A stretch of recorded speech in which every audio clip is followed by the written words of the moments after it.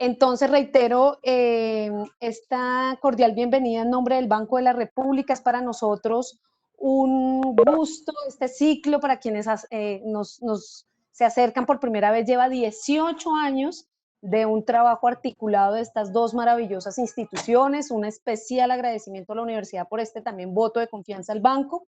Para el banco, este ciclo tiene una especial importancia porque todos los asuntos que tengan que ver con la reflexión, con el pensamiento, con la construcción colectiva de este pensamiento social, nutre, digamos, lo que hacemos como proyecto cultural en términos de tejido social, de tejido cultural, y de ahí la relevancia. Y bueno, las circunstancias nos pusieron en este momento, desde este universo de la virtualidad. Esto es un momento histórico también de reflexión para todos como conglomerado humano. Y pues ya en este momento tenemos 36 personas y eso hace ver un importante, digamos, rol y papel que juegan este tipo de reflexiones, este tipo de intercambios de conocimientos en nuestra ciudad y en nuestros espacios académicos y culturales. En estos 18 años hemos hablado de muchos temas y pues la universidad este año, a través del profesor Alejandro Patiño, quien lidera este ejercicio, nos propone una reflexión, digamos, sobre algunos filósofos y algunos temas de la filosofía en la contemporaneidad. Esa vigencia, esa reflexión alrededor de ello me parece como vital. Entonces creo que va a ser un espacio enriquecedor. Nos vamos a ver, tradicionalmente era cada 8 días allá en nuestro centro cultural. Ahora es cada 15 días, por lo pronto en la virtualidad, mientras las circunstancias nos permiten encontrarnos y no perder esta maravilla del encuentro entre nosotros mismos, que es tan importante y que no lo debemos dejar pasar. Pero también es una reflexión muy importante en la medida en que la cultura, las ciencias sociales, siempre han sido, en los momentos de crisis, casi que un salvavidas. Han sido los espacios que nos permiten salir a flote. Tanto así que hoy ya se habla de derechos culturales con la misma importancia de que se habla de la salud o el derecho a la educación. Y este momento que estamos viviendo lo vuelve y lo significa de esa manera. Entonces, vamos a seguir aquí, los vamos a esperar en este mismo canal cada 15 días. Le agradecemos al maestro Orlando Londoño, que también lo hemos conectado. Qué maravilla que nos acompañen esta tarde. Y pues a todos ustedes, mil gracias por confiar en el banco, por confiar en la Universidad de Caldas y esperamos que disfruten mucho, mucho este espacio. Bueno, profesor Alejandro, entonces somos todos suyos. Muchas gracias por su generosidad. Bueno, gracias, Ivonne. Bueno, de todas maneras, de nuevo, en nombre de la universidad, sí, en nombre de los profesores del departamento y de la carrera de filosofía, le doy las gracias al Banco de la República, al apoyo que ustedes siempre nos han dado y la acogida que hemos tenido, sí, para continuar con este ciclo de conferencias que, como bien lo dijo, sí, Ivonne, ya lleva 18 años. Bien, voy a comenzar la conferencia explicando un poco el título. El título del ciclo de conferencias es la actualidad de los filósofos clásicos. No voy a profundizar mucho en ello, pero simplemente el objetivo es plantear cómo muchos de los problemas que desarrollaron los filósofos clásicos, ¿sí? Son actuales. Eso ha llevado a que la filosofía, sí, no pierda su época. Por eso algún autor dijo que casi todos los problemas, o la gran mayoría, excepto diferenciando el desarrollo que se hace en la contemporaneidad, ¿sí?, ya se encuentran en los filósofos clásicos. Bertrand Russell lo decía mejor, la filosofía contemporánea simplemente son notas al pie de página de la filosofía de Platón. Esto para justificar el título del ciclo de conferencias, la actualidad de los filósofos clásicos, así como existe la filosofía clásica, el arte clásico, etcétera. Sí, y un poco pensando también en que esta filosofía clásica no ha pasado de moda. O sea, y pues ya el término moda, ustedes lo entienden bien, es algo que aparece por determinado tiempo y pronto desaparece. Por eso, en las facultades y las carreras de filosofía siempre recurrimos a estos filósofos y necesitamos la presencia de esta historia del saber. Yo les voy a hablar de un filósofo del siglo XVI y principios del XVII, Francis Bacon.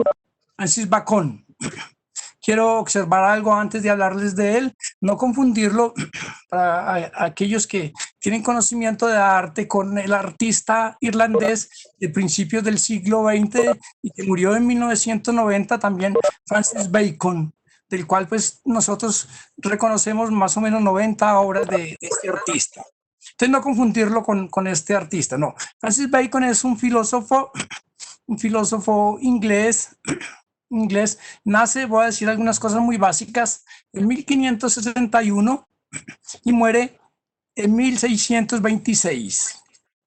De él debo decir, voy a citar algunas obras muy básicas, algunas de ellas no se conocen y tal vez algunas de ellas aún no están traducidas al español porque tal vez la filosofía nos pudo haber llegado tarde.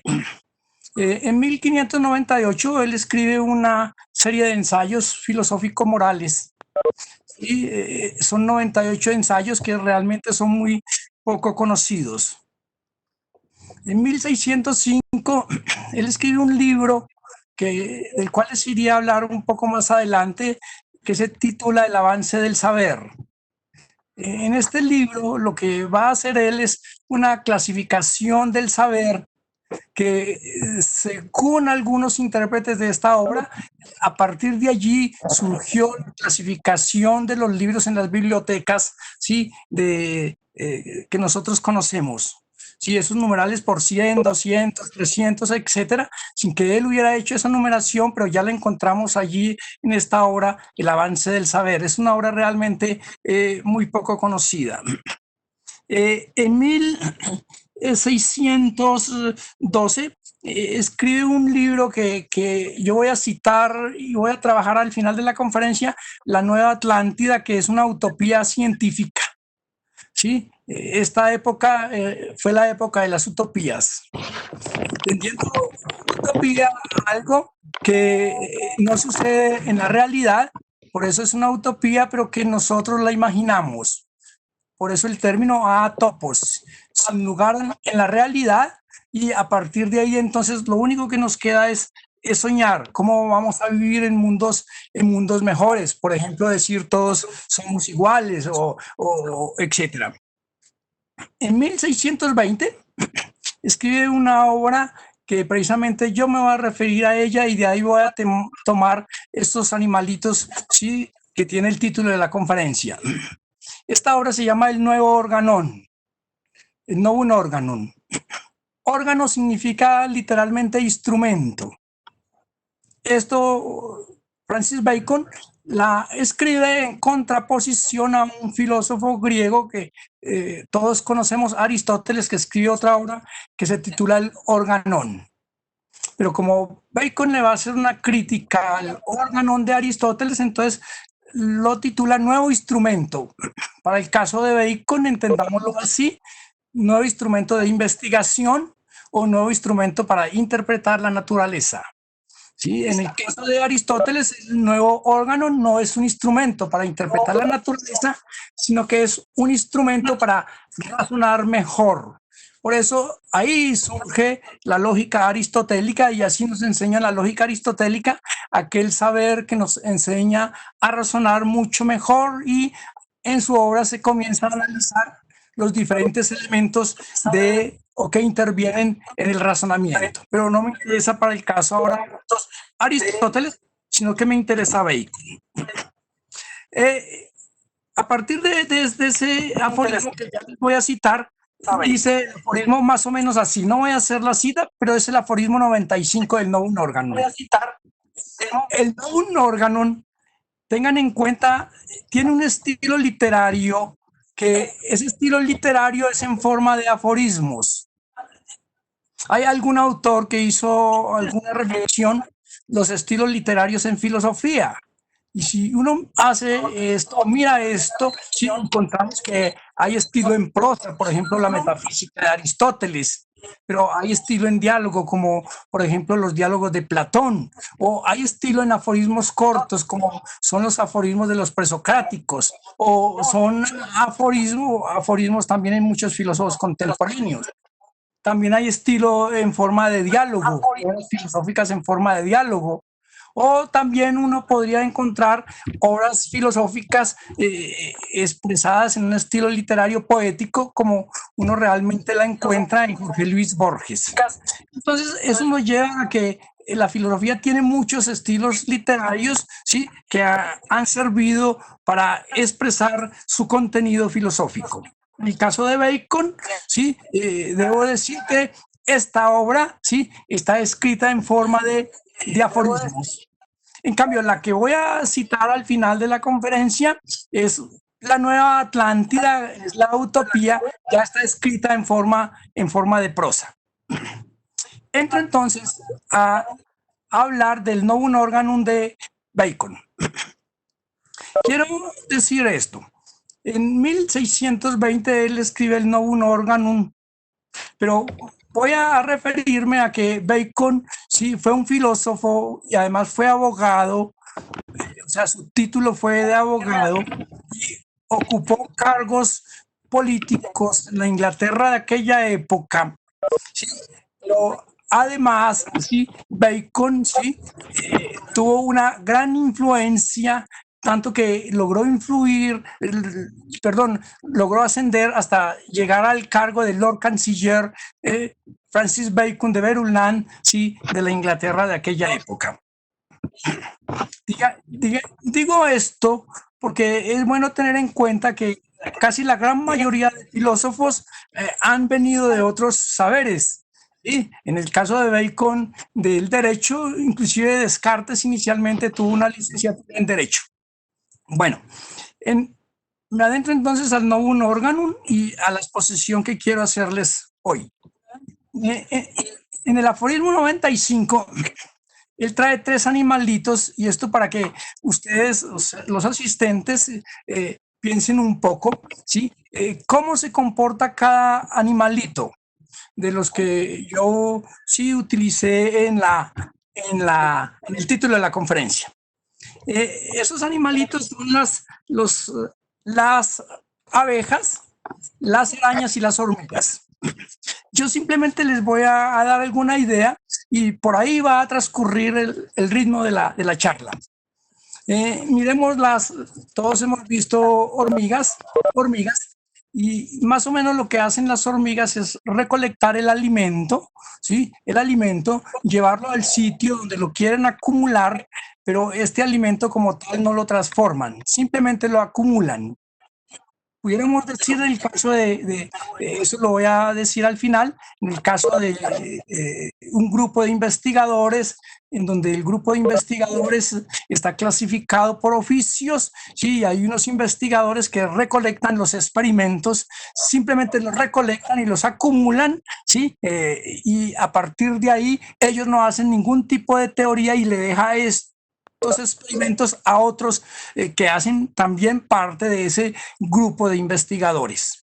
Esto es muy importante porque desde aquella época ya se hablaba de una sociedad de investigación, fue la idea de Bacon y esa es precisamente la que desarrolla en la Nueva Atlántida, ¿sí? Y que después se convirtió en realidad en la Inglaterra de aquella época, cuando se constituyó la famosa Real Sociedad o la Royal Society, en donde esta Real Sociedad estaba integrada, ¿sí?, por los científicos de aquella época. ¿Sí? Hay libros sobre esa temática, por ejemplo, los libros de Roger Merton, ¿sí?, la sociología de la ciencia, o otro de este mismo autor, Ciencia y tecnología en la Inglaterra del siglo XVII, o bueno, hay otra serie de libros que no voy a mencionar para ganar un poco de tiempo. Como ustedes ya se pueden dar cuenta, uno de los temas fundamentales es el problema del método científico. Y por eso aparecen las hormigas, aparecen los experimentadores. 2, aparecen las arañas. Si miramos las arañas, cómo se comportan. En ese sentido, lo que hacen las arañas son encerradas en sí mismas, tejiendo la telaraña. Y a partir de ahí hacen unas construcciones perfectas que, como uno lee en los libros, hasta ahora no hay ningún arquitecto, excepto que la haga ahí en el computador con los programas, una telaraña tan perfecta como puede hacerla una arañita tan pequeñita, ¿sí? Que tiene esa construcción, ¿sí? Toda la inferencia y toda la demostración de una manera perfecta. O como sucede en matemáticas o en aritmética o en geometría o en lógica, simplemente se ponen los primeros principios, se ponen los axiomas, se hacen las demostraciones y resulta la construcción sistemática perfecta y además racional. Esto significa que ya tenemos dos tipos de animalitos que podemos comparar con ciertas clases del saber. ¿Sí? Las arañas las podríamos nosotros volver similares al trabajo que hacen los matemáticos o aquellos saberes que únicamente se fundamentan en la demostración. Sí, las hormigas son empíricas, las arañas, como ustedes ven ahora, y las vemos a diario cuando aparecen ahí en la esquina del techo de la casa, ¿sí? Las arañas son encerradas en sí mismas, aisladas del mundo. En cambio, las hormigas salen, ¿sí?, a buscar el alimento y por ende las hormigas son sociales. En ese mismo aforismo dice, bueno, pero son dos saberes, el saber matemático y el saber empírico, ¿sí?, que aparentemente son completamente independientes. Cada uno, y así lo dividen aquellos que hablan de metodología de la investigación en ciencias formales y ciencias fácticas. Pero aparece entonces el tercer animalito, y ese animalito, sí, son las abejas. ¿Qué hacen las abejas? Según la metáfora que dice o que utiliza Bacon, el comportamiento de las abejas es realmente distinto. Las abejas de todas maneras son un grupo, ¿sí? Un grupo que tiene oficios completamente diferentes de acuerdo, ¿sí?, a su estatus dentro de la colmena, ¿sí? Algún autor, por ejemplo, Mandeville, escribe un libro que se llama La famosa fábula de las abejas. En esta fábula de las abejas asimila la cosa política en aquella época, precisamente en el siglo XVII, ¿sí? Y tiene un capítulo de ese libro en donde, ¿sí?, habla así de el aspecto rumoroso de las abejas para aplicarlo a la sociedad y cómo la sociedad no se va a comportar como las abejas, porque en la sociedad hay clases sociales, pero muchas veces estas clases sociales, ¿sí?, utilizan, ¿sí?, estos cargos que se dan o que consiguen administrativamente para su bienestar personal. Pero pues ese es otro el tema. ¿Qué hacen las abejas? Las abejas hacen lo siguiente, van a las flores, buscan las flores, ¿sí?, allí encuentran el alimento, ¿sí?, unas, luego regresan a la colmena y en la colmena estas que han salido le dan la información a las otras que han permanecido en la colmena. O sea, realizan comunicación. No vamos a decir qué es lenguaje porque eso es otro tipo de discusión, pero de todas maneras realizan comunicación. Allí, ¿sí?, las que están dentro de la colmena reciben esta comunicación y estas que dan la información a través de ciertos movimientos, ¿sí?, movimientos que giran de derecha a izquierda, entonces esa es la direccionalidad donde se encuentra el alimento, o si giran de izquierda a derecha, entonces esa es la direccionalidad en la cual se encuentra el alimento, es decir, según la dirección del movimiento. Esto significa que también hacen otros movimientos que son unos movimientos en donde mueven el tórax, ¿sí?, y de arriba hacia abajo y hacen una serie de ochos. Y estos movimientos son lentos o rápidos. Si son lentos, esto nos indica la distancia en la cual se encuentra el alimento. Si son rápidos, ¿sí? Entonces el alimento se encuentra cerca y si los movimientos son lentos, el alimento se encuentra lejos. ¿Sí? Esto ha llevado a decir que el científico, ¿sí? No solamente se debe quedar como el matemático encerrado completamente haciendo sus demostraciones, ni como la hormiga o aquel empirista que simplemente recolecta experimentos, pero a partir de esos experimentos establece unas inferencias generales sin hacer un análisis muy detallado, que eso es lo que yo voy a exponer de esos experimentos muy específicos, muy particulares en el tema que sigue en un momento. Esto precisamente es lo que Bacon pretende desarrollar en una época en donde a él le interesaba mirar más los fenómenos naturales.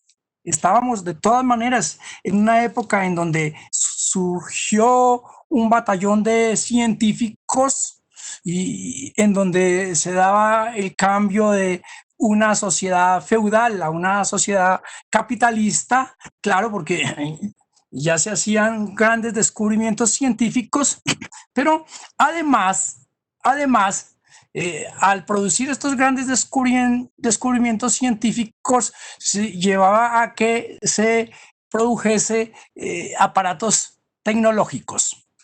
El problema allí no es solamente ya el problema de la ciencia, sino que es el problema de la tecnología. Por ejemplo, Bacon en el aforismo 2 dice lo siguiente, que en este aforismo dice, la mano desnuda por sí misma no es suficiente para realizar un círculo, ¿sí? De tal manera que este círculo sea un círculo que se acerque a la perfección, y en ese caso entonces se necesita el compás. Cuando ya él habla allí del compás, precisamente lo que va a decir es que simplemente hay que darle instrumentación a la mano, hay que darle instrumentación. Por eso en esta época aparece ¿sí?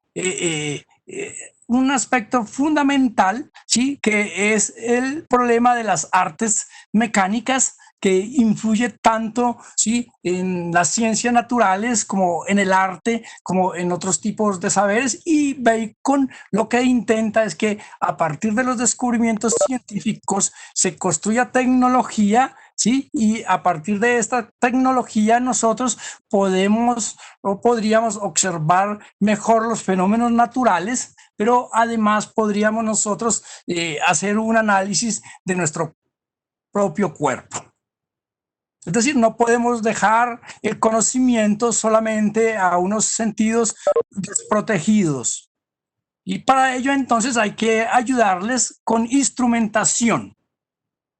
Eso lleva a Bacon a plantear, y es lo que yo voy a tratar de desarrollar, lo que se denomina, y ya he dicho dos cosas fundamentales, ¿sí? No debo dejar a los sentidos solos, como las hormigas, ni debo dejar a los matemáticos solos como las arañas, sino que debo establecer una especie de himeneo, connubio, ¿sí? Unión, matrimonio, ¿sí? Uno, entre el entendimiento y los sentidos, y dos, entre los sentidos, ¿sí? Y la naturaleza a través de la tecnología, dándole auxilios. Ese sería el segundo himeneo o el segundo matrimonio que él propondría. Además de un tercer matrimonio o himeneo que fue por el cual él luchó, ya lo mencioné, es un himeneo, una unión entre los investigadores, ¿sí? De los diferentes saberes, ¿sí? Y entre el grupo, ¿sí? O los diferentes grupos, ¿sí? Que hay dentro de un grupo grande de investigación, en donde cada uno cumple su función. Miremos el primer himeneo o la primera unión que se da es entre los sentidos y el entendimiento. Lo que Bacon propone es lo siguiente. Por nuestra propia naturaleza, en el caso de los sentidos, Y era la idea que aparecía en aquella época y viene desde los griegos, especialmente desde los escépticos. Los sentidos son muy limitados. Son muy limitados y realmente nos hace ver lo que no es o realmente no vemos lo que es.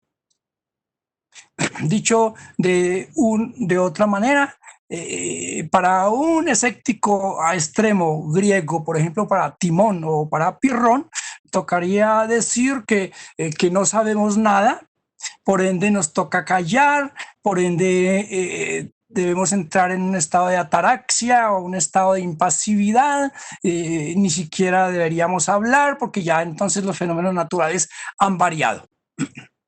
Lo que Bacon va a decir es simple: a los sentidos hay que brindarles auxilios, hay que darles instrumentos, hay que darle el compás, ¿sí? Hay que darle tecnología, hay que darle el telescopio, hay que darle el microscopio, ¿sí? Mire, si no fuera por toda esta tecnología, ahora no podríamos nosotros, ¿sí?, comunicarnos. Y entonces con esta tecnología, ¿sí?, convertiremos una aprehensión mala de los sentidos en una aprehensión buena de los sentidos. Y de esa manera entonces percibiríamos de una manera, ¿sí?, más cercana, ¿sí?, o más real los fenómenos naturales, aunque como dice algún otro filósofo, la naturaleza nunca nos muestra todos sus secretos, ¿sí? Por eso entonces nosotros poseemos un conocimiento limitado, que también lo plantea Bacon en el primer aforismo, el problema de los límites del conocimiento. Ahora bien, ¿qué pasa también con los sentidos cuando los sentidos sufren desecciones, ya no sustituciones, sino desecciones?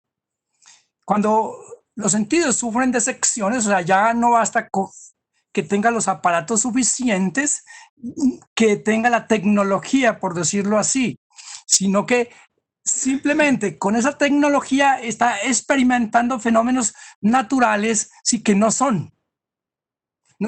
Nunca es culpa de la naturaleza, es culpa del mismo sujeto de la investigación que está realizando, ¿sí?, y experimentos, ¿sí?, con fenómenos que no son. Y entonces lo que dice Bacon a estos sentidos que sufren desecciones, o a estos investigadores, lo va a decir él en la Casa de Salomón, ¿sí?, debe simplemente uno hacer una revisión de todos los experimentos, o sea, hacer una historia natural, ¿sí? Él escribió un libro sobre historia natural, sobre historia de la vida y de la muerte, sobre historia ventorum, historia de los vientos, historia de lo raro y de lo denso, ¿sí?, y etcétera, etcétera, en donde ya, como los sentidos tienen tecnología, a ellos entonces hay que ponerlos a experimentar dónde son y no donde no son. Por eso uno en Bacon encuentra un famoso principio de la verificabilidad, pero yo he buscado textos de Bacon, sí, en donde él se refiere bastante, no, más bien que buscar la verificabilidad, busquemos lo que él dice en latín, reyecciones y exclusiones, es decir, refutación. O experimentos crucis, experimentos cruciales que me permitan decirle a los sentidos que eso que está experimentando no es, y que busque otros tipos de experimentos. Esto sucede con los sentidos. Esto lo lleva a él a decir en el aforismo 38 que esos malos sentidos, o sea, mala catalexia, que la catalexia tiene que ver con percepción, ¿sí? Tenemos que convertirla en eucatalexia. Y ahí viene el término cataléctico, ¿sí? Y este término catalexia viene de la preposición griega kata, en relación con, y del verbo griego leipo, ¿sí?, que significa percepción. Pero como los sentidos tienen una mala percepción, entonces él dice en el aforismo 126, ¿sí?, debemos poner, ¿sí?, debemos transformar unos malos sentidos en unos buenos sentidos, y para esto entonces, ¿sí?, necesitamos la instrumentación, la historia de los fenómenos naturales, etcétera, y por ende tendríamos nosotros una mejor percepción de los fenómenos naturales.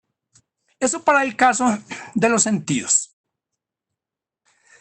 Para el caso del entendimiento, ¿qué sucede con el entendimiento? Al fin y al cabo, el científico y nosotros en la vida cotidiana, ¿sí?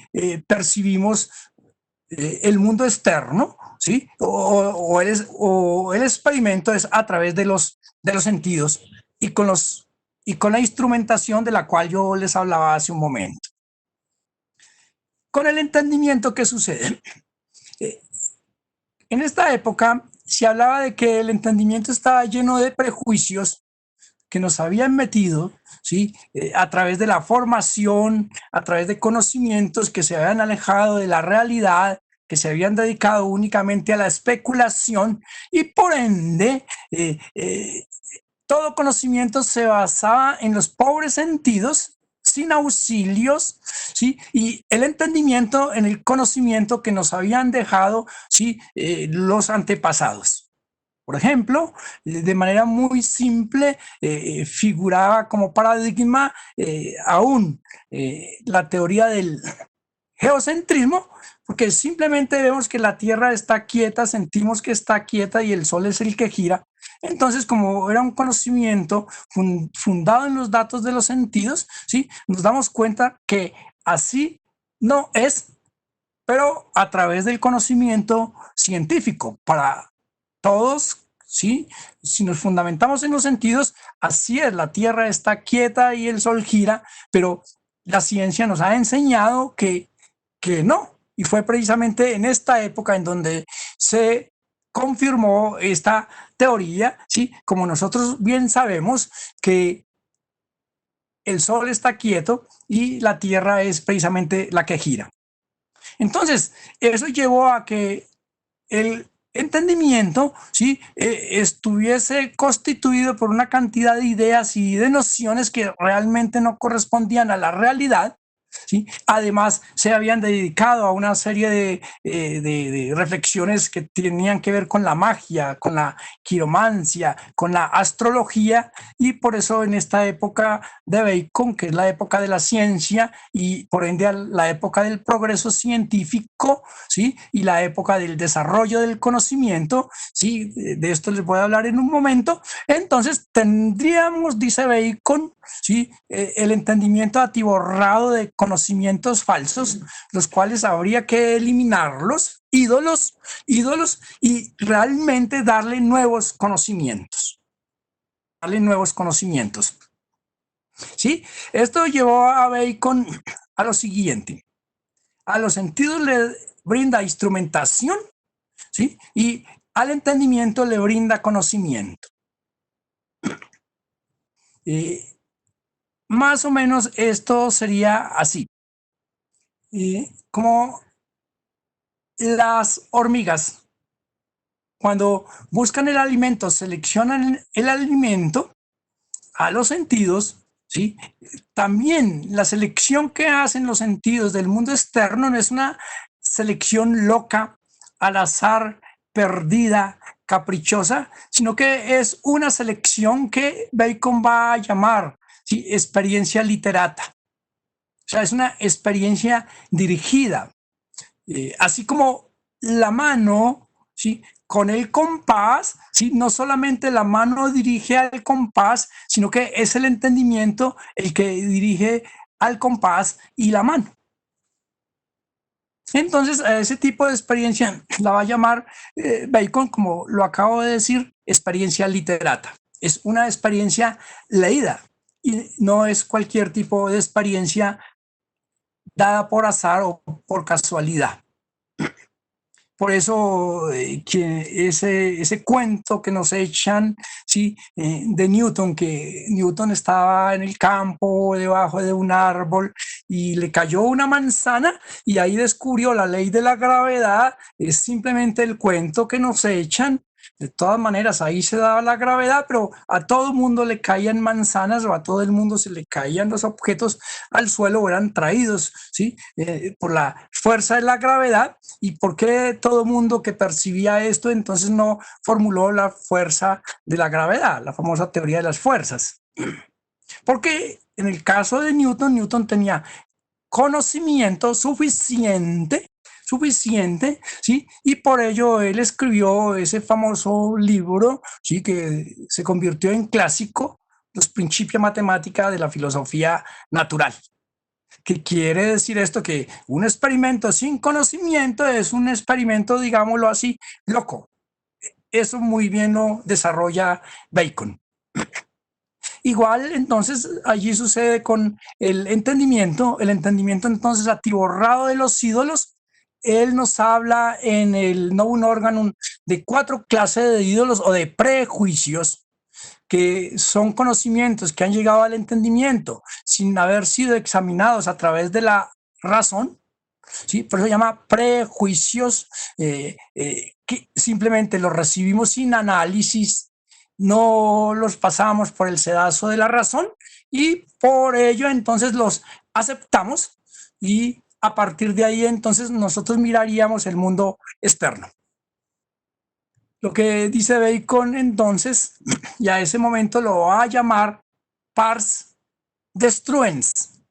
Debemos eliminar esos conocimientos, tratar de limpiar el entendimiento lo mejor posible, quedarnos con los conocimientos que nos sirven, que nos ha dejado nuestros antepasados, y a partir de ahí, por ejemplo, el conocimiento matemático, ¿sí? Por eso los principios matemáticos, la filosofía natural.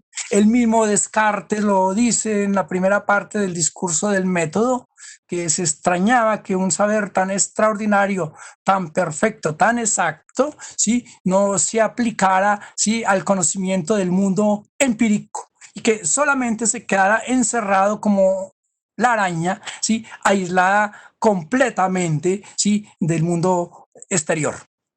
Entonces, esto es lo que dice precisamente Bacon. Entonces, al entendimiento hay que darle un método, lo que se llama el nuevo método. Y método, como ustedes muy bien saben, método significa camino, viene de la palabra griega odos, meta odos, ¿sí? En relación con el camino, ¿sí? Y el camino es el camino que uno transcurre para ir de un lado a otro, ¿sí? Por eso, método. Por ejemplo, todos los carros traen al frente del timón, ¿sí? Lo que se llama el odómetro. Ahí está la palabra odos, camino. O sea, medir, ¿sí? Cuántos kilómetros hay de X a Y. Y así nosotros podríamos decir o sacar muchas palabras que vienen de la palabra método. Inclusive la palabra educación viene ya no del griego, pero tiene su relación con el griego. Educación viene de la preposición, en latín, ex, ex, y del verbo duco, ducare, ducavi, ducatum, que significa conducir. Entonces, cuando se realiza la educación, lo que hace es uno extraer, ¿sí? Del interior, ¿sí? Del educando, ¿sí? Sus conocimientos, tratar que despierte, ¿sí? Es decir, educar el entendimiento. Entonces, al entendimiento se le da un método para que, y ese método consiste en lo siguiente. Ese método lo encuentra uno explicado en varias obras de Bacon. Él escribió una obra extraordinaria que, a pesar de que criticaba a los filósofos antiguos, sin embargo, él cogió los mitos fundamentales de los antiguos y escribe una obra que se llama La sabiduría de los antiguos. Y a partir, sí, de esto que él escribe, más o menos como 40 mitos que toma de estos filósofos o de esta cultura antigua y los aplica a la realidad de su época, ¿sí? Como sucede, por ejemplo, con el método, el mito de Dédalus o el mecánico, o con el mito de Prometeo, bueno, y otra serie de mitos. Yo seguramente un poco más adelante voy a referirme a alguno de ellos, pues si hay tiempo.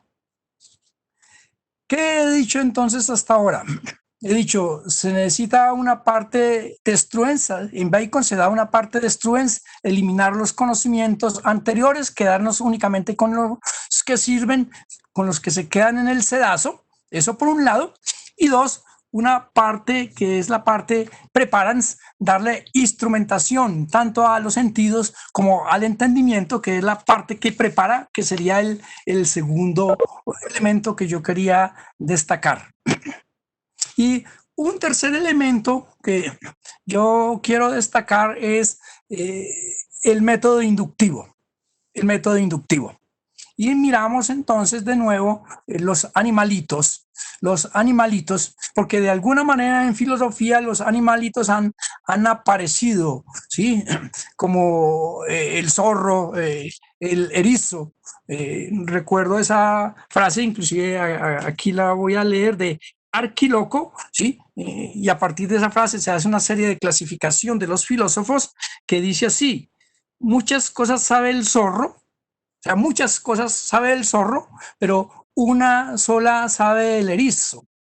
Ya, ahí intentan algunos filósofos hacer clasificación de los filósofos, ¿sí? Y precisamente Isaiah Berlin escribió un texto, ¿sí? Con base en esa fábula. El zorro muy parecido a las hormigas, ¿sí? El erizo muy parecido a las arañas. Sabe pocas el erizo, pero sabe de una manera muy profunda. Y viene toda la discusión en que uno se convierte en unos zorros, quieren convertirse en erizos, o unas arañas en hormigas y algunas hormigas en arañas. Pero bien, a partir de esto, entonces, digamos que el método inductivo, teniendo en cuenta un poco la etimología que yo les expliqué, que viene en este caso de la palabra latina in, la preposición latina in, y el verbo duco, educar, educavi, educatum, que significa conducir, educación, induco, inductivo. Es decir, el método inductivo normalmente se define así: así se lo enseñan a uno, es pasar de lo particular a lo general y listo. Así se lo enseñan en lógica. Para el caso de Bacon sería así: lo que está aquí, lo que está aquí y ahora, que son los fenómenos particulares, es decir, son los experimentos particulares.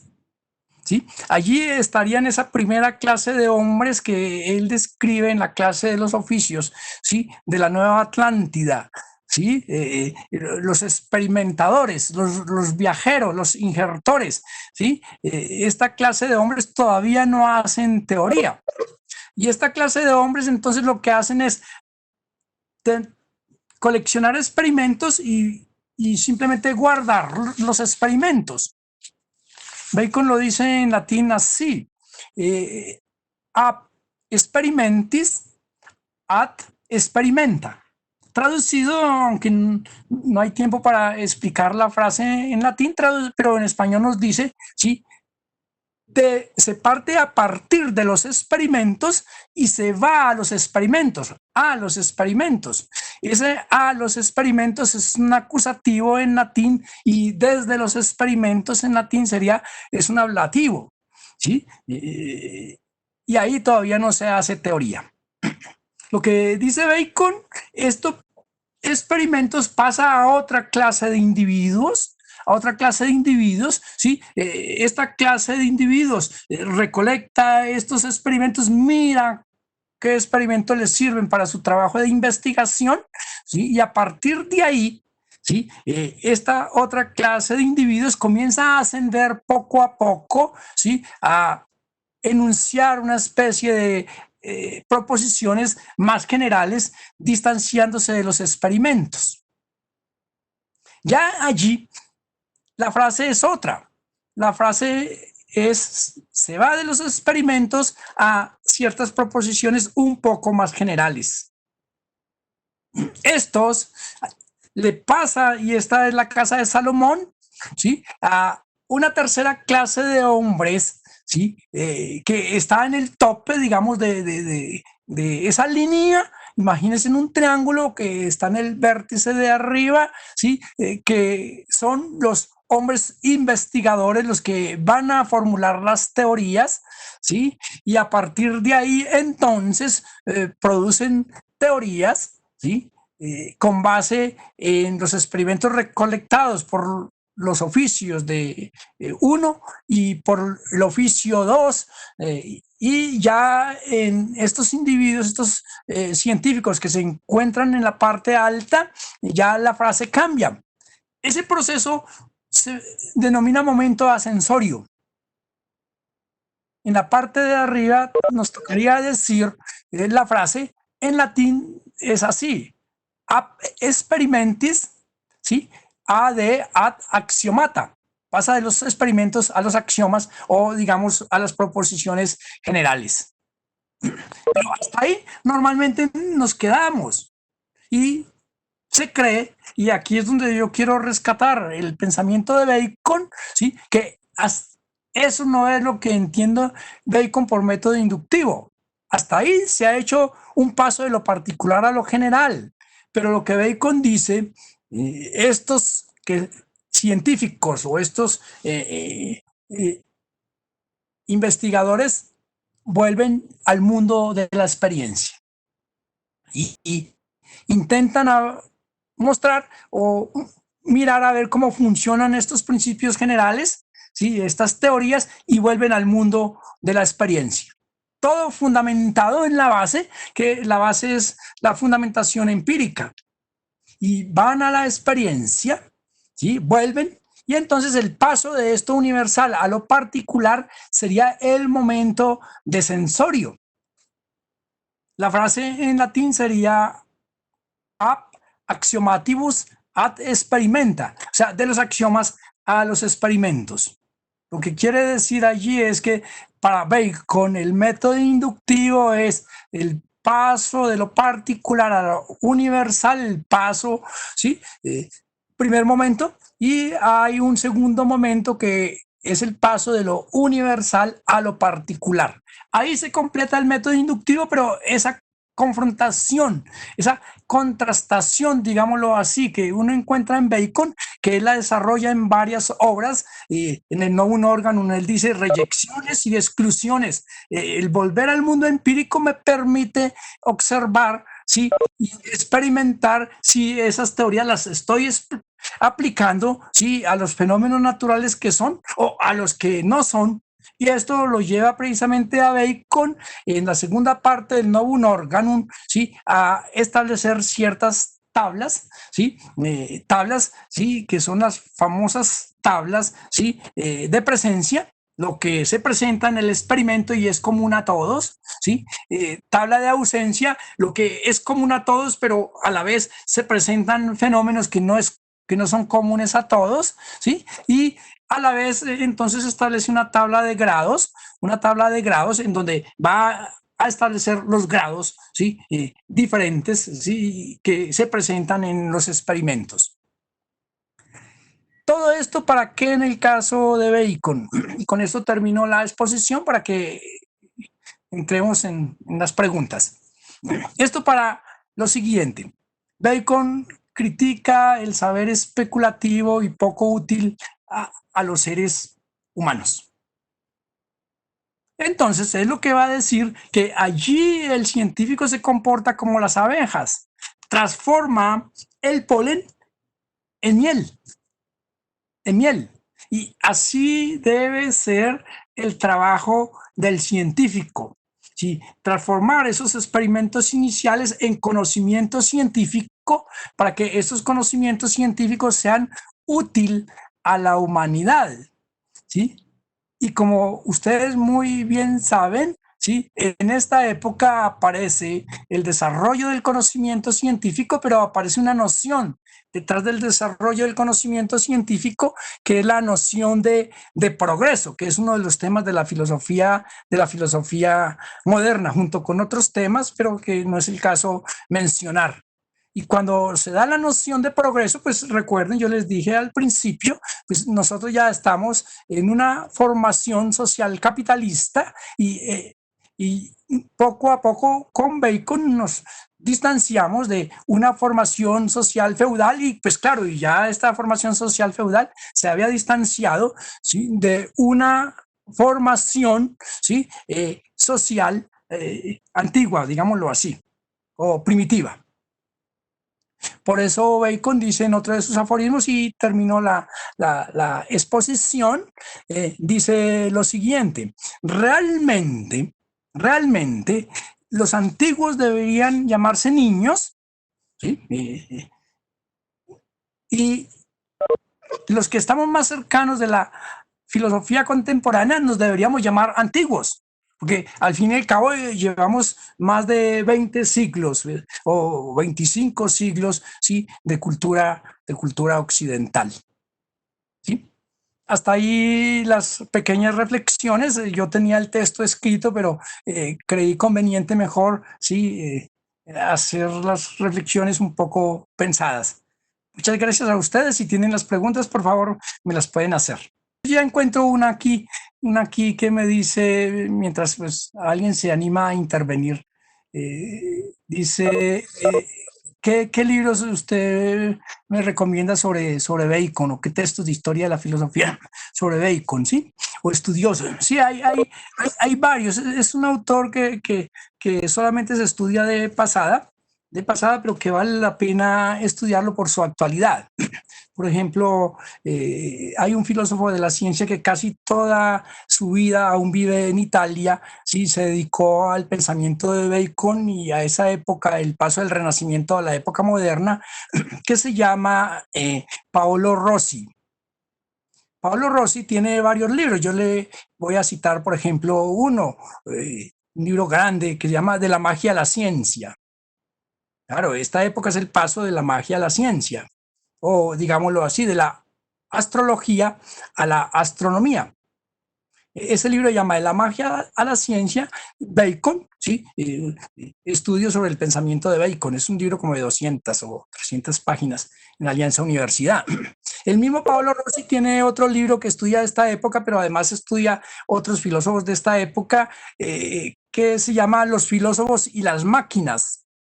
Yo les hablaba en la conferencia de manera muy rápida, me hubiera gustado desarrollar ese tema, ¿sí? Cómo las máquinas, ¿sí?, o las artes mecánicas tuvieron un papel muy importante en los diferentes saberes, inclusive, como lo dije, en el arte, ¿sí? Bueno, de él hay varios libros de Paolo Rossi, pero también hay otro autor, hay varios autores, ¿sí? Por ejemplo, Benjamin Farrington, que escribe un libro muy didáctico, ¿sí? Que se llama Bacon, el filósofo de la revolución industrial. También uno podría decir Anthony Kenn, y bueno, y hacer así una serie de citas que les podrían ayudar a quien esté interesado en el pensamiento de Bacon. En Google podrían hacer la consulta libros sobre Bacon, y allí seguramente van a aparecer muchísimos libros. Bien, ahora sí, las otras preguntas. Alejandro.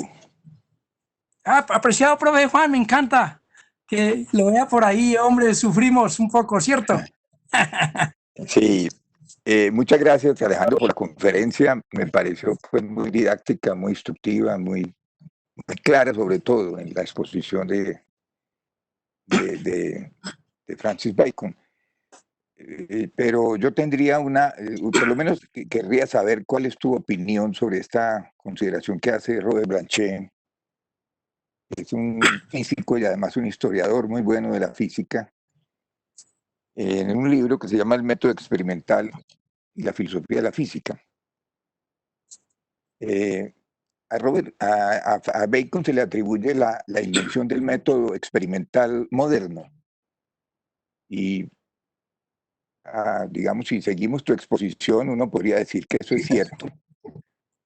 Si hablamos del método hipotético deductivo, aunque él no habla de hipótesis, sino de axiomas, pero podríamos decir que sí. O sea, uno pasaría de lo particular a la formulación, digamos, de los axiomas, y a partir de los axiomas pues, se hacen deducciones que revierten otra vez a lo particular. Entonces habría una especie de paso particular universal y de lo universal a lo particular, que es un poco la caracterización del método hipotético deductivo. Sin embargo, la opinión de Blanchet es que eso no es cierto, o sea, que no es que él sea el inventor del método experimental moderno, porque así como la deducción no se reduce a la simple, al silogismo, tampoco la inducción se reduce al paso de lo particular a lo universal y su regreso a lo particular, sino que la inducción moderna, en el razonamiento moderno, en el caso de la ciencia moderna, está acompañada de la matemática. Y una característica del método moderno es precisamente el carácter matemático de la ciencia moderna, cosa con la cual Bacon, digamos, no estaría, digamos, muy de acuerdo. Bacon no conoció, digamos, directamente los avances, digamos, de la ciencia moderna, digamos, en el tema de Galileo, digamos, de una física más de tipo cuantitativo, y las discusiones, por ejemplo, de Galileo con Kepler y cosas por el estilo. Entonces, lo que se plantea, digamos, en la ciencia moderna es que uno podría incluso partir de un experimento particular, muy singular, por ejemplo, el tema de la refracción de la luz, por ejemplo, el ángulo de incidencia de refracción de la luz cuando pasa por un medio transparente. Y a partir de la observación experimental de eso, uno podría inferir que todos los rayos de luz al pasar por sustancias transparentes se refractan. Y eso sería, digamos, lo que haría Bacon. Pero realmente lo que hace el moderno es hacer un cálculo de cuál es, digamos, el ángulo de refracción a partir del conocimiento del ángulo de incidencia y del índice de refracción. Y eso lo matematiza. Entonces, usted lo hace a partir de un caso particular y lo puede generalizar. Digamos, en eso habría cierta coincidencia con Bacon, pero el aspecto importante es la posibilidad de hacer ese cálculo matemático, o sea, de introducir fórmulas matemáticas en el experimento. Lo mismo pasó, por ejemplo, con el caso de Tycho Brahe y de Kepler. Tycho Brahe le proporciona a Kepler todo el material, digamos, todo lo que sería la base de datos para que él formulara sus tres leyes de movimiento. Entonces, el paso importante no es el paso de Tycho Brahe, el paso importante lo hace Kepler cuando es capaz de hacer una formulación matemática de ese movimiento. En esa época, por ejemplo, se hablaba de que Marte tenía una órbita elíptica. Eso se podría, digamos, hacer y al telescopio y por tanto era posible, pero lo importante es explicar qué es lo que ocurre cuando el movimiento de Marte es elíptico. Entonces barre áreas iguales en tiempos iguales y eso se puede matematizar, etcétera, etcétera. Entonces a mí me parece que hay que completar, digamos, ese método, así como el rasgo, la discusión, digamos, de Bacon sería más en el plano de los logos, y como tú lo dices, pasar de proposiciones singulares a proposiciones universales, y en el caso de la ciencia moderna es en el plano de los mathemata, o sea, en el plano de las fórmulas o de la matematización de la experiencia. Bacon, digamos, estuvo atado a la física cualitativa aristotélica que conoció a través de las traducciones que se hicieron de la física por los árabes y por las lecturas que hizo de Santo Tomás, pero realmente no hay en Bacon digamos, no se puede decir que es el precursor del método científico moderno, no lo es, por lo menos en el tema de la inducción, porque es un concepto de inducción distinto. O sea, como te digo, uno puede a partir de un caso particular, como lo hicieron los historiadores, digamos, lo han hecho los que han estudiado el tema de la óptica, explicar qué ocurre cuando un rayo de luz pasa por un cuerpo transparente, ¿no? Que no es simplemente la observación del experimento como lo podría hacer uno en el sentido común, sino que ellos son capaces de encontrar una fórmula matemática que explique la relación que existe entre el ángulo de incidencia y el ángulo de refracción. es lo que yo creo que tiene razón Breyer y el mismo Robert Blanchet en ese tema, ¿no? Bien, Perdona, bien. pues, Tranquilo, Juan. Gracias por su aporte. Sí, yo conozco el texto de Robert Blanchet, inclusive hubo un tiempo que se estudiaba bastante en las universidades. Sí, yo también estoy de acuerdo con usted que Robert Blanchet tiene razón. Hay algo claro en Bacon, que a pesar de que él trata de rescatar el papel de las arañas, papel de las arañas, claro, ya en el desarrollo del método inductivo, ¿sí? Los matemáticos quedan descuidados completamente. Sí, eso es claro que ahí pues yo encuentro lo que usted dice de Robert Blanchet y tiene razón. Pero realmente lo que yo quiero también destacar en el caso de Bacon es que por ejemplo, este ascenso de abajo hacia arriba y de arriba hacia abajo, ¿sí? Prácticamente es algo que por lo menos se desconoce en Bacon, o a no ser que sea un estudioso de Bacon. Solamente se cree que la inducción es el particular a lo general y ahí nosotros podemos establecer la inferencia y no es precisamente... Yo quería destacar eso de lo particular a lo general y luego de lo general a lo particular, porque eso se soslaya completamente. Eso por un lado. sí, estoy de acuerdo. Tengo que hacer un aporte tuyo que me parece muy importante y que es bueno aclararlo porque la gente simplemente reduce al primer paso, digamos, de lo particular a lo Sí, universal y desconoce lo otro que es importante. claro, y ahí a eso Claro. reduce la inducción y se queda Ujú, nada más en la correcto. justificación de la inducción, pero cómo funciona la inducción también en el trabajo científico. Por eso el aporte que hace Juan es valioso, ¿sí? Y yo estoy de acuerdo con eso. Hubo en Bacon que eso no sucedió con Descartes, ¿sí? Del papel de la matemática en el conocimiento del mundo externo. Inclusive en el caso de Descartes, ¿sí? Quizás son muchas más las obras sobre ciencia que tiene Descartes que se ignoran, ¿sí? Que las obras de filosofía. Por ejemplo, la geometría analítica, por decirlo así, el famoso tratado de la luz, etcétera, etcétera, etcétera. Creo que Descartes sí fue realmente más científico, inclusive que el mismo, que el mismo Bacon, ¿sí? Pero tiene razón en la observación que hace, apreciado profe Juan. Pensé que no iba a poder asistir, hombre, me alegra. ¿No? Con mucho esfuerzo, al fin llegamos. Los animalitos lo estaban esperando. Sí, sí, el zoológico de Bacon. El zoológico de Bacon, pero también el zoológico de Kant. Recuerden que Kant trae también unos animalitos como la famosa Sí, paloma que se queda volando a infinitum sí, para poder explicar el a priori y la metafísica. sí, correcto. ¿Es correcto? El vuelo de las aves para... El Bueno, vuelo de las aves. mm, ¿Sí? Bueno, encuentro aquí en el chat una inquietud o una recomendación también que me hacen. Yo realmente no conocía ese texto, ¿sí? Ese texto de Benedicto XVI, lo voy a buscar y muchas gracias por esa información. También encuentro en el chat una segunda, un segundo aporte o pregunta. Eh, y citan ahí a otro filósofo, sí, que es del Renacimiento un poco antes, Roger Bacon. Sí, habría que diferenciar con Roger Bacon.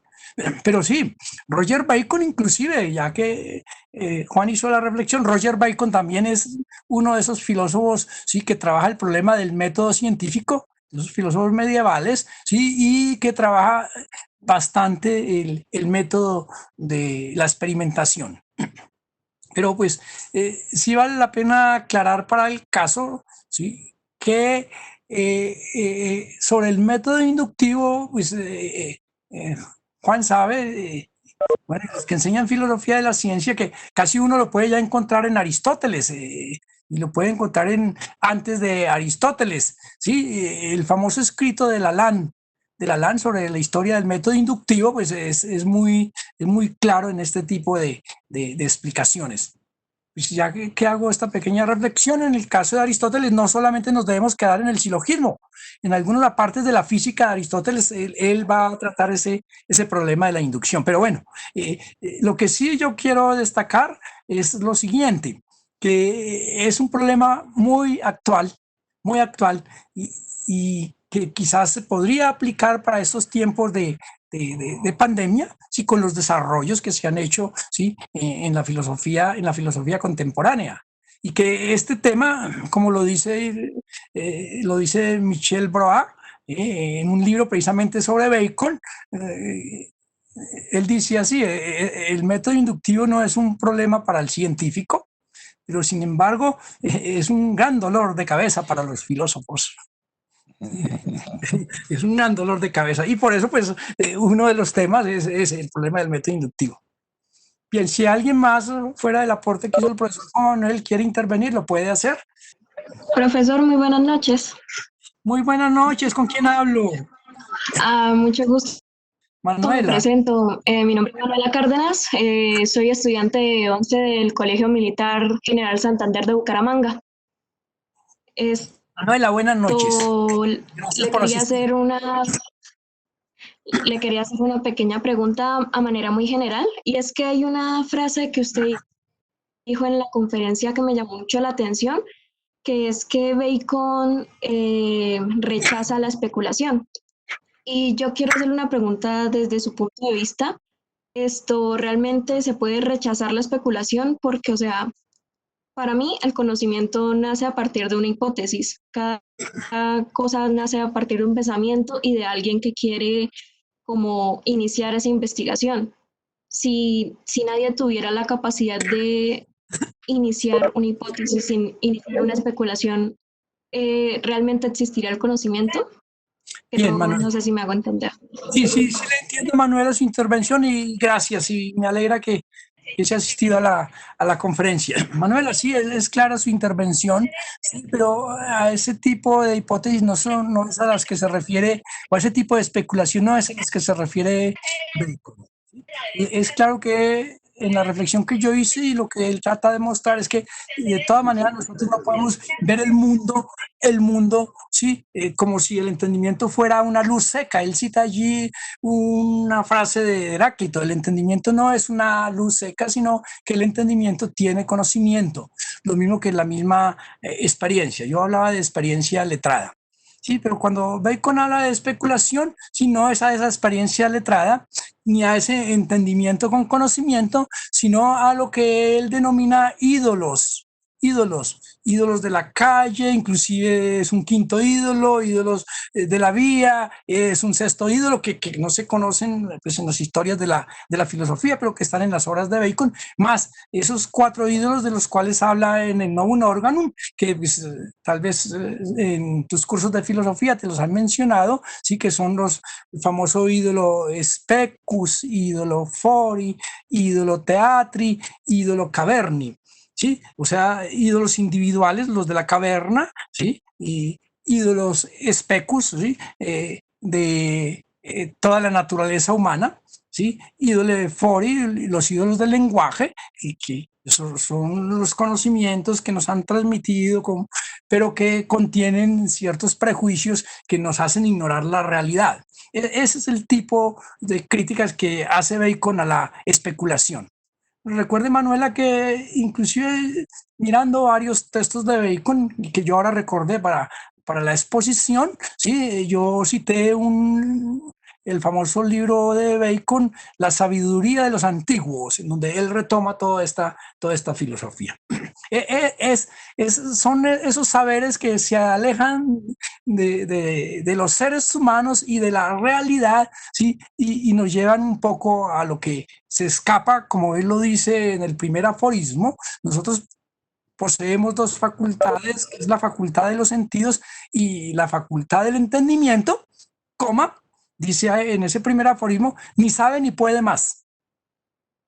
Y por eso en el 4º aforismo él va a decir una frase como la siguiente, que es la famosa frase, ¿sí? Que se cita bastante: saber es poder.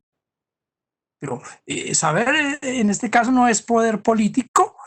Bacon fue político, ¿sí? Y un político muy aprovechado además, pero eso ya es otro tema, ¿sí? Saber es poder, saber de la naturaleza es poder dominarla. Pero si no sabemos de la naturaleza, no podemos dominarla, lo cual quiere decir que no podemos, y en uno de los mitos, por ejemplo, en el mito de Prometeo, él dice, no nos podemos comportar como Epimeteo, que solamente ve los fenómenos naturales rápidamente y no los experimenta, no juega, no contrasta estos fenómenos naturales y establece de una hipótesis o teorías. ¿Sí? Ese salto así brusco es precisamente lo que Bacon trata de decir que no se debe dar en el método inductivo. ¿Sí? Y entonces es muy interesante esta pregunta y para ya un poco, sí, para la explicación, simplemente, Manuela, es el paso de la astrología, de la adivinanza, etcétera, etcétera, a la astronomía. Es eso, Manuela, y gracias por su intervención muy valiosa. Y cada Gracias invitada por cada 15 días. responderme, profesor. Y hágale difusión allá a las conferencias en Bucaramanga. Bien, ¿alguna otra inquietud? O si no, pues quedan invitados para dentro de 15 días la conferencia próxima. Se titula la filosofía del lenguaje en Locke o el lenguaje en Locke, ¿sí? 2 puntos, su actualidad. ¿Sí? Alejandro, para terminar, Gracias. yo quisiera destacar un aspecto que me parece que tú señalaste que es muy, muy importante, por lo menos creo yo, en el caso de la filosofía de la ciencia. El concepto de experimento que se maneja en Bacon difiere, digamos, de la concepción de experimentación de los antiguos. Ahí sí habríamos un aporte muy importante. Correcto. Esa experiencia literata que está dirigida por el entendimiento es lo que ocurre, digamos, en el experimento moderno, el que se hace, por ejemplo, en los laboratorios. Es correcto. Cuando el científico ingresa al laboratorio, él no está, él ya sabe para dónde va. O sea, ya conoce, ya tiene una hipótesis en la cabeza que quiere contrastar empíricamente. Entonces ya conoce, digamos, está guiado, pues, digamos, el experimento está guiado por una ley o por una hipótesis que ya posee. No es una cosa al azar como pasaba antes, porque, digamos, en el caso de la alquimia, pues una cosa es que usted se encierre a hacer mezclas sin ningún plan, a ver si acaso le resulta la piedra filosofal o el elixir de la larga vida. Eso era lo que hacían los antiguos.